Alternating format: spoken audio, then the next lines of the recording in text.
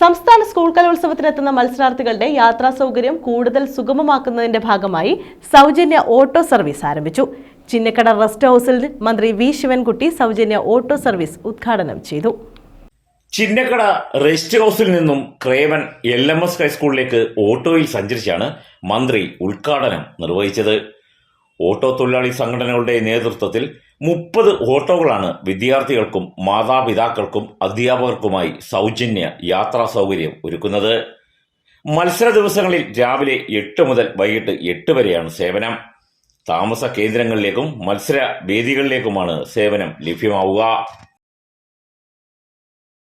കൊല്ലത്തെ ഓട്ടോറിക്ഷ തൊഴിലാളികൾ ഏറ്റവും മാതൃകാപരമായ ഒരു പ്രവർത്തനമാണ് ഏറ്റെടുത്തിരിക്കുന്നത്. 62ാമത് സ്കൂൾ കലോത്സവത്തിൽ പങ്കെടുക്കാനെത്തുന്ന പ്രതിഭകളെ അവരുടെ വേദികളിലേക്ക് സൗജന്യമായി കൊണ്ട് പോകുവാനുള്ളൊരു തീരുമാനമാണ് ഓട്ടോറിക്ഷ ഡ്രൈവേഴ്സ് അസോസിയേഷൻ CITUവും കൊല്ലത്തെ സംയുക്ത ട്രേഡ് യൂണിയനുകളും ചേർന്നുകൊണ്ട് എടുത്തിട്ടുള്ളത്.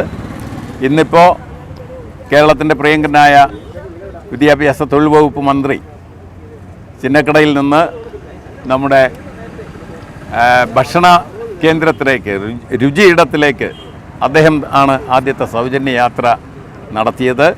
സൂപ്പർഫൈയുടെ ഓട്ടോറിക്ഷയിലാണ് അദ്ദേഹം സഞ്ചരിച്ചത്. മറ്റ് തൊഴിലാളികൾ, ബാക്കി 24 തൊഴിലാളികളും ആ പരിപാടിയിൽ പങ്കെടുത്തു.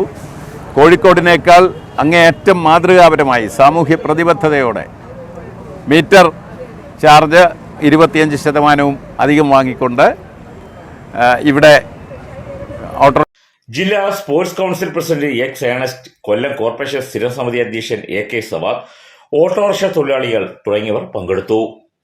ന്യൂസ് ബ്യൂറോ, കൊല്ലം.